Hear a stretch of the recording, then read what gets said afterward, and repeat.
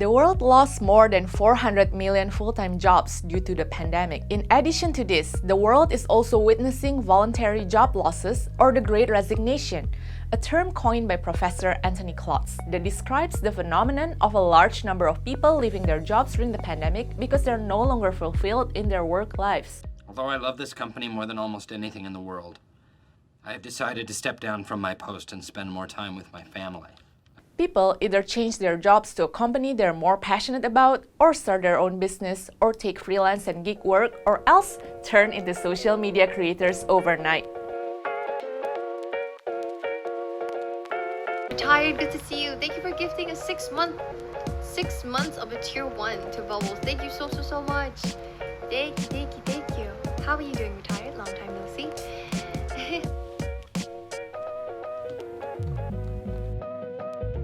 Hi, I'm Denise. I'm also known as Supercat K on the internet. I am a full-time live streamer based in Singapore and I am 24 years old. One of the longest streams that I've ever had was 33 hours long, and we had over 3.3 million total views just for that whole entire live stream. My income from 1 year of live streaming is 86,000 Singapore dollars. I started live streaming in August 2020.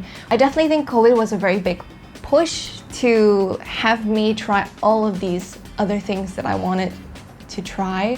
The whole realization of the fact that everything in life is so uncertain and we have no idea what's going to happen. Venture capital firm Andreessen Horowitz published a report on the future of work. One of its key findings is that we're entering the era of the passion economy, an economy where creativity and productivity go hand in hand. Workers, especially the younger generation, like the millennials and the Gen Zs, are increasingly looking to create a portfolio of passion pursuits that also help them make a living.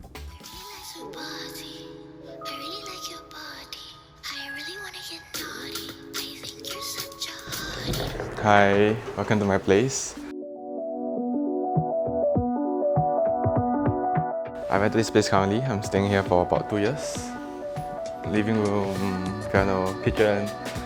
Actually, my room's inside, but it's a bit messy now, so I will show you guys. Hi, I'm Titus. I'm a content creator. I'm based in Singapore. I'm 23 this year. Actually, I'm active on most platforms like Instagram, TikTok, Twitter, YouTube.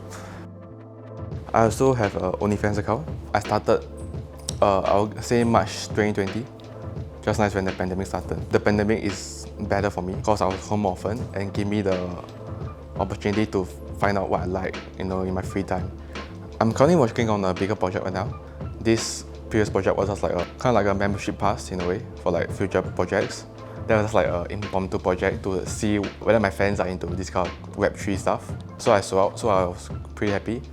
I used the funds to develop into this bigger project, which will be launched somewhere in May. That's going now. Yeah, that's going.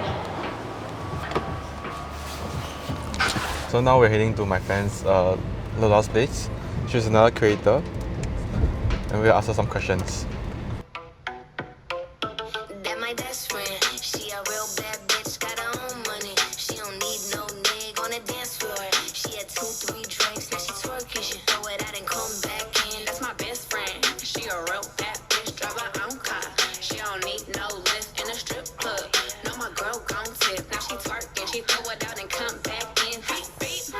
Hi, so my name is Lola and I've been an OnlyFans creator for about 2 to 3 years now, and this is my full-time job. I lost all 3 of my jobs, which was all in the nightlife industry. I used to stay in a dormitory actually, and I was selling my clothes, my secondhand clothes on Carousel. That's when I started getting more uncles messaging me than teenage girls for my secondhand clothes, and that's when I realized there's a market for guys like that.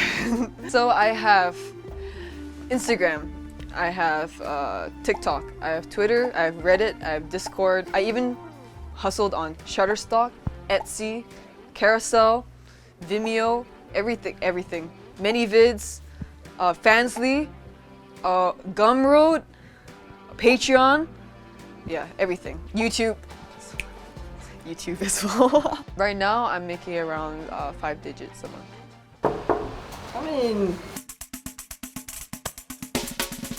I'm back at my friend's Lola's place. We've been working with OnlyFans for about the last 2 years. For at least a year. Yeah, full time. Pros and cons wise for male creators in Singapore is that Singapore has a very weird perception of male creators online because there's a stigma of anti-guy showing their body. I can't name like even one other male creator other than Titus. That's the con, but the pro, I guess, is a niche market. For me as a female creator, I mean there's like so many girls, right? So I guess the con would be competition. The pro for females is that in terms of that industry, they're all looking for mostly female figures. I think in general when people talk about you, you'll definitely be affected. So I guess it's how you deal with things and move forward. Someone who does OnlyFans must have a lot of mental strength. Is it really true that in Singapore, people are leaving their jobs to do their own thing? A Singapore survey by jobs portal Indeed indicated that 49% of Singapore workers are unsure if they would stay in their jobs in the first half of this year, with 24% planning to leave their current employer in the same period. However, according to a survey by GenZ, 62% of people who want to quit their jobs simply just want to look for another full-time job.